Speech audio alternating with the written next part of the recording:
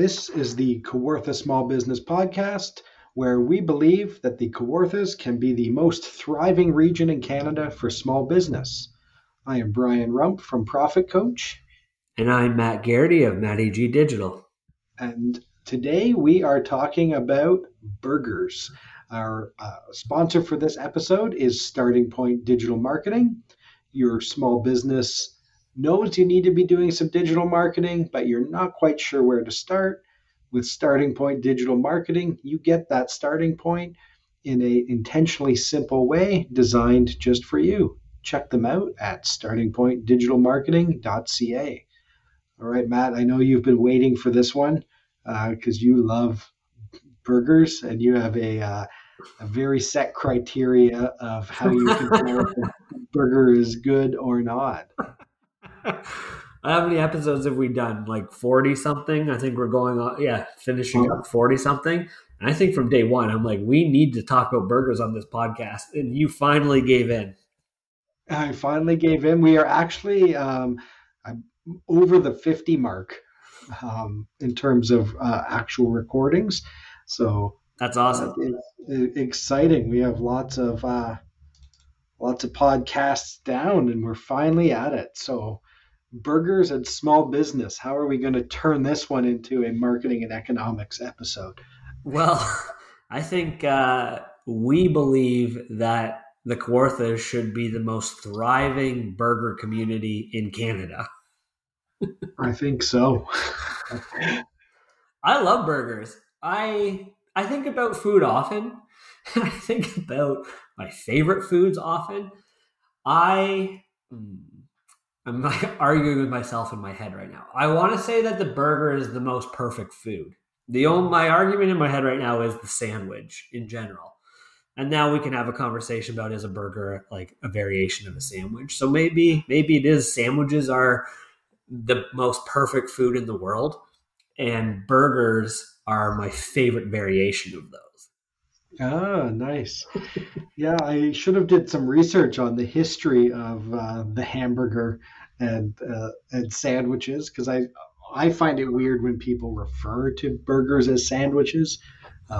So again, I think we could just talk about it as a burger, because I don't know about your house, but I grew up with like a mom, like the Eddie Murphy bit mom, where like we had the homemade burgers between like two slices of Wonder Bread. And like it just wasn't the same. So I think, for the purposes of this one, we're talking about nice burger, nice bun. Yeah. And I think, for small businesses, or like the most thriving region for burgers, I think is a good thing to aspire to.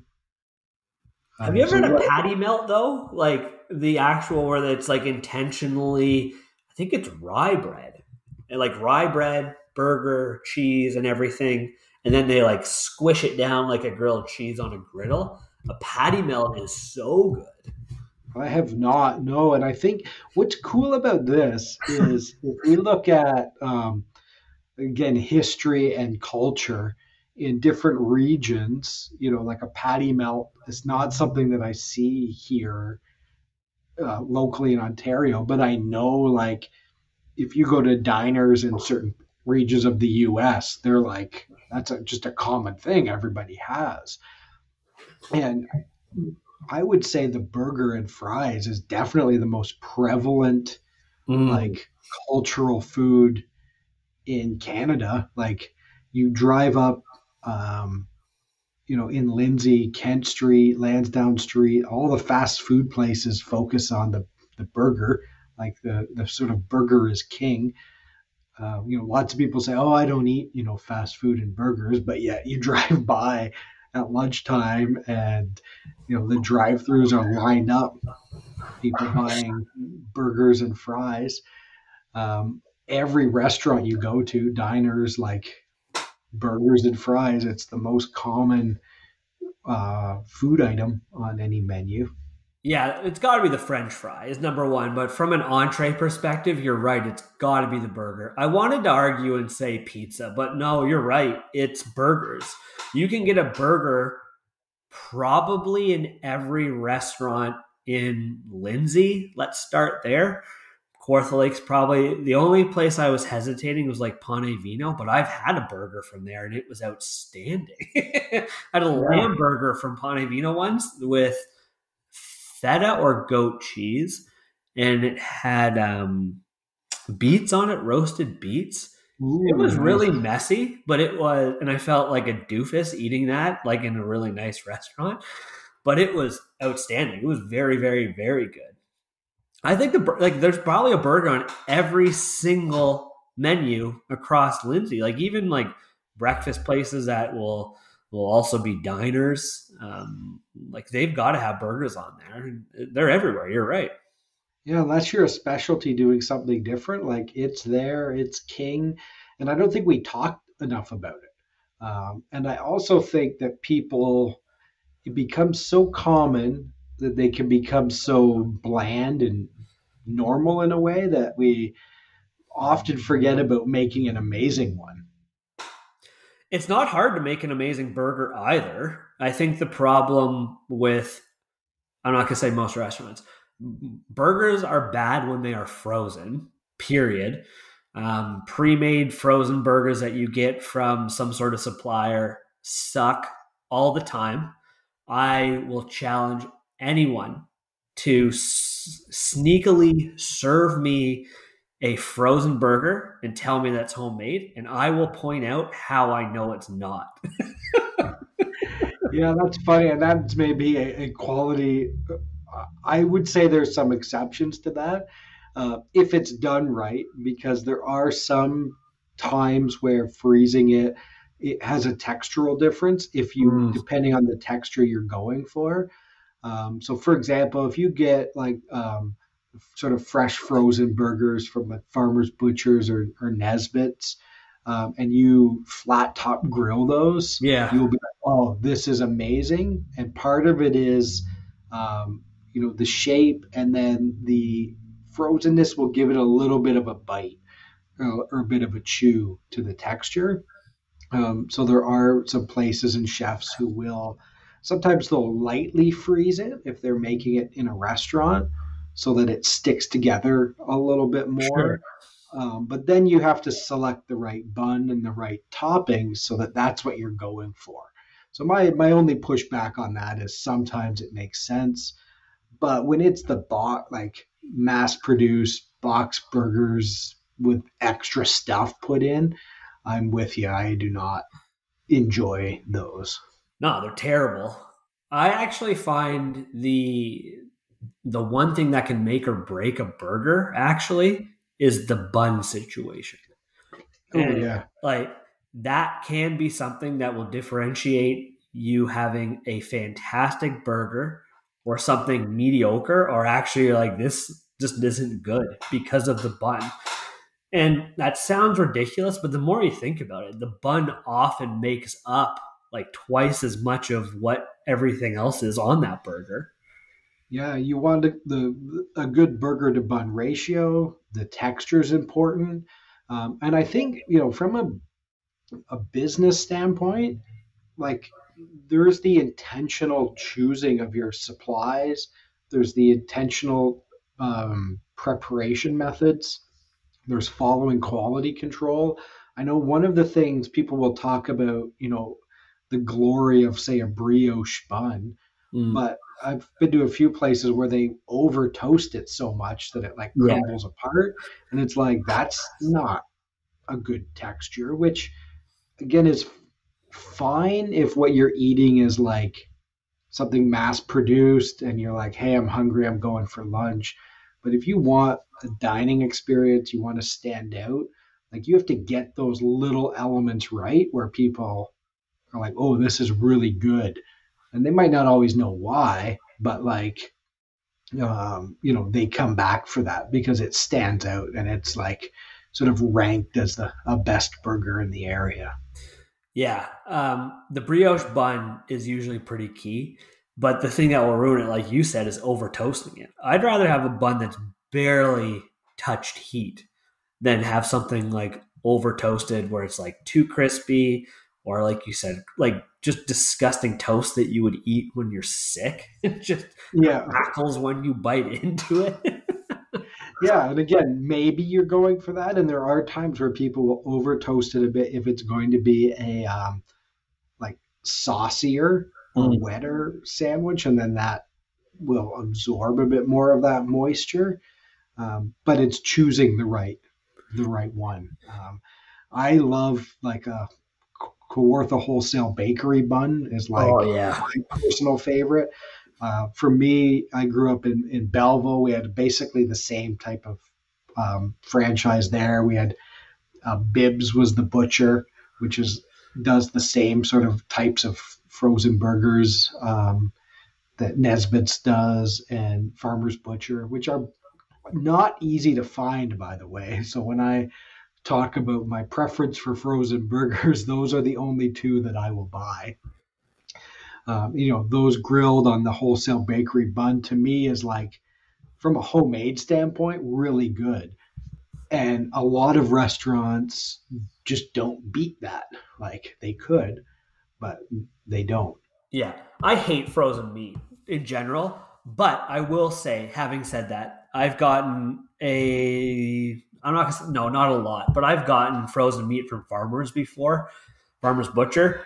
Their frozen sausage is almost as good as their fresh sausage. That was hard to say. And their frozen burgers are the best frozen burgers I've ever had. They're fantastic. I feel like that's slightly different. I like if you go into a restaurant though and you're getting a frozen burger, I'm pissed. Oh yeah, and the other reality from a business perspective, most restaurants are serving, from Cisco or Gordon Food Services. They've got their different selection of frozen box burgers, and I mean that explains for me why I don't go out that often. Yeah. Is again, that's great for a lot of people. For me, I prefer something that's homemade. I'm willing to pay a bit more. I want that, I'm seeking out that quality experience for that. It is interesting though, and I'm not going to insult anyone, but for the amount of burgers that there are in Lindsay specifically, because that's where I'm thinking mostly, there's not a lot of great burgers. I'm not going to point anyone out specifically. There's a couple that, like I mentioned, Ponte Vino had a wicked burger. Tasty Shack isn't on social media. Their burger is great. Wicked. Yeah, I think they have classic. It's not crazy complicated. They're not trying to do too much, but they have the great bun, great meat, great ratio, sort of all the little elements that's really good, but they're not out there trying to be super fancy. Yeah. No, it's just classic. You sit over by the water on a picnic table in the summer. I just get a cheeseburger with mustard, maybe tomato, and a pickle, and just enjoy a very simple burger. I'm pretty sure it's on a griddle, which is also now the key. But again, like for the amount of places that have burgers, we should have a thriving community of burgers in Lindsay, Brian. Yeah, I know I'm here for that. I think we've talked before about being patio consultants. We're happy to be burger consultants. 100 times think, over, yes. We should have that where people are competing, and we've talked about competition before. The burger is king. It's everywhere. Like everyone could have a different one. There's ways to differentiate with the bun, the type of meat, the variety of toppings. And you don't want to have the same one every time. Like you want to have different places, try different things. Sometimes I want a really neat, Yeah. burger, and other times I just want like the Tasty Shack type, like Yep. so good. Or like in Fenland Falls, Texas burger. The Texas burger there is like, it's so good. The bun they use, the way they do their meat, like anyway, it's like to me a great classic, hard to beat. I know sometimes people make fun of Texas burger, and I always stop them in their tracks. And I'm like, whoa, whoa, whoa! Like, don't sleep on it. It's really really good. Yeah. So, Fenland Falls Brewery, we had burgers there. That was oh yeah, great. I had zero complaints about that burger. Murphy's, I had a burger there recently when my wife did, and I ate a couple bites of it, and I was kind of mad that I didn't order a burger. It was yeah, so good. Apollo Grill in Peterborough is probably my favorite burger of all time. The only thing that would come close is Burgers Priest, like scattered around Toronto. But the Apollo Grill in Peterborough, making my mouth water. It's just that the first time I had it, I think I texted you or someone. I'm like, this is the perfect burger. Every part of yeah. it, every element was just exactly like you would want from they fresh grind like the beef every morning in there, and then they've got on the griddle, so it's like really crispy on the outside and just like perfectly cooked and soft on the inside. And same with that bun, again, like lightly toast on the outside and like fluffy and delicious on the inside. And the thing too with burgers when they go wrong is you bite it and there's just grease everywhere. And this was not the case. Like the Apollo, I'm always shocked how much juice and flavor is in them. And then I'm like, I'm not getting any like grease or oil all over down my wrists and everything all over my plate. It's just a very, very perfectly made burger. And I will advocate for them whenever anyone asks me for the best burger around here. Yeah, and it's neat to me because it just proves like just the elements you have to get right for it. And it seems so simple, but it's so consistent Yeah. uh, to get that, really, really good version of that. So they don't take it for granted, take that, or, the process for granted. Like sometimes I look at it with a lot of businesses, restaurants can be that where they're thinking, hey, people are coming here because they're hungry and, they'll take what they can get, right? It's like, if you want a burger and french fries, here you go. Here's what I have. But then they'll be surprised when they're slow or people aren't lining up to go there. But when you put that effort into those elements and you make it really good, people are consistently going to come there. Oh yeah, absolutely. I always find it's a destination with burgers. Like I'm willing to drive somewhere if I know that there's going to be a good Yeah. burger at the end of that drive.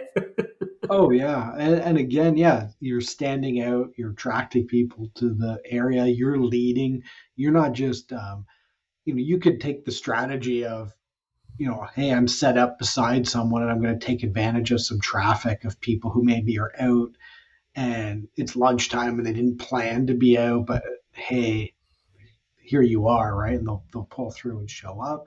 Or you can be the reason they're going out. And I think all day long you want to be that reason that people are coming out and heading there. Yeah, I think there's been a couple of interesting changes now I'm thinking about it in the burger industry that I'm not like super well versed in, actually. I just pretend like I know anything about burgers. I just love eating them. There's two things I'm thinking of. Is like there's been a shift in people willing to pay a lot for a burger. Where it used to go, like growing up, you would go to like fast food places and you'd spend like $5 to $10. It used to be closer to like $5 to get a burger and fries. And that would be fine. And I remember the first time I ever went into like a Five Guys Oh in yeah. Ajax or Pickering, probably Ajax, like 10 years ago. And you order a burger and all this, and it ends up being like $20. And you have like a meltdown. You just spent $20 on a burger. Then you taste it. And at the time, it was outstanding. It was like, wow, I didn't know burgers could taste like this. Yeah. And now, like, you go to the Apollo, it's 18 to 20 something bucks for a burger, fries, and a drink. And like, it might be off-putting to the first time you're there, or if you're used to fast food burgers all the time, price-wise.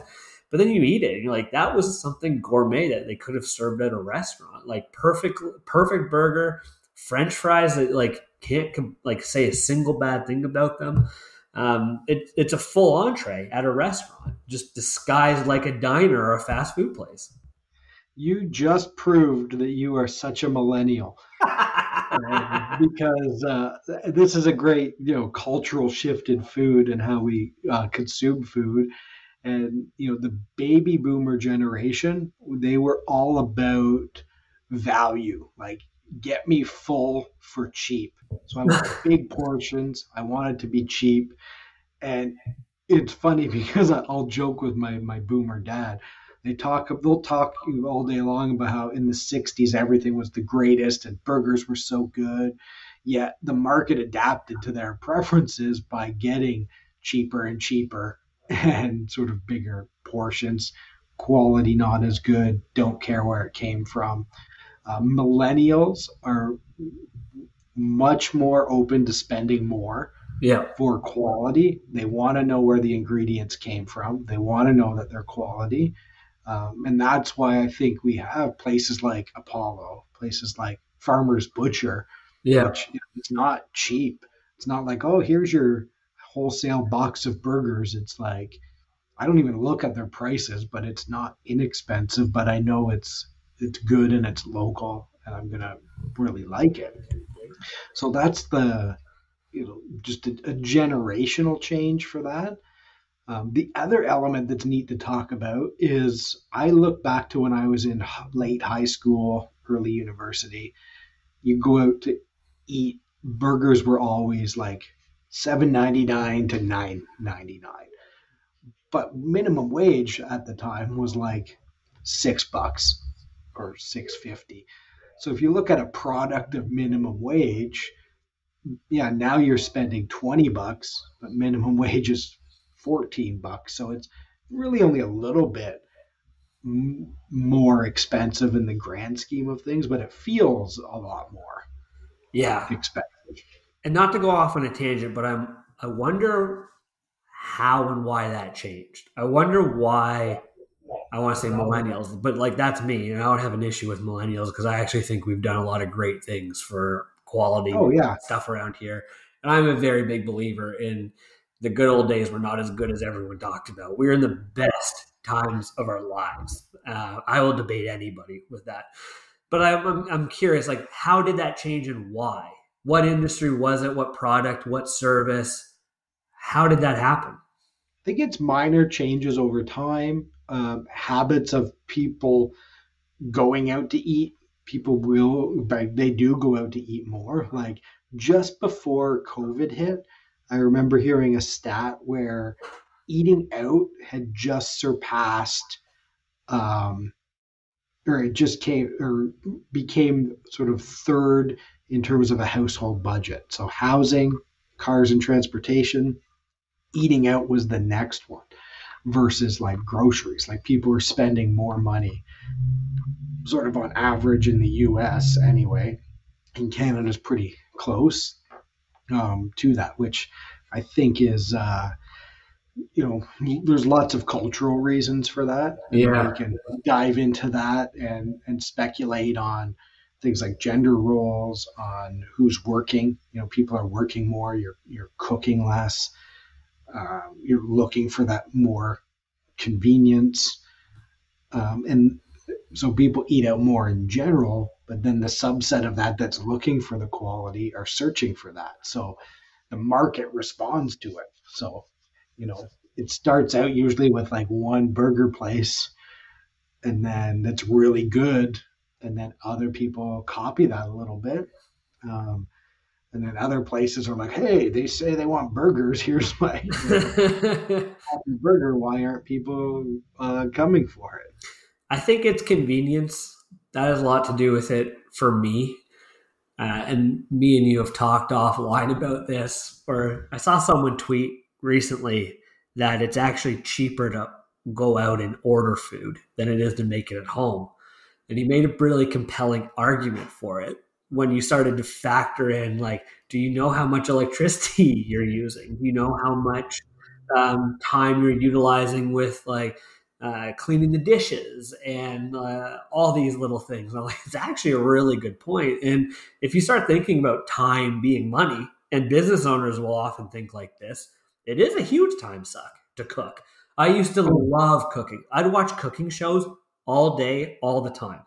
And then honestly, I had kids and I didn't enjoy cooking anymore. I don't want to spend 30 minutes preparing a meal or an hour putting some huge thing together. I'm like, I just need to eat. I like good food. It's energy. I don't really care. My stomach is empty. I'm hungry. I want it to be really good. So like we just like don't spend as much time cooking. And now with the kids too, it's just and like all the other stuff we've got going on. It's like I don't really want to spend a whole ton of time preparing, cooking, and then cleaning up all that stuff at home. It's like let's just go out and just have someone else do all of that. And maybe it's also a pandemic thing right now too. Where like I'm trying to get out as much as humanly possible. And I'm like, I want to go somewhere and I want to sit down and I want someone to serve me. And maybe that's like a psychological issue I have.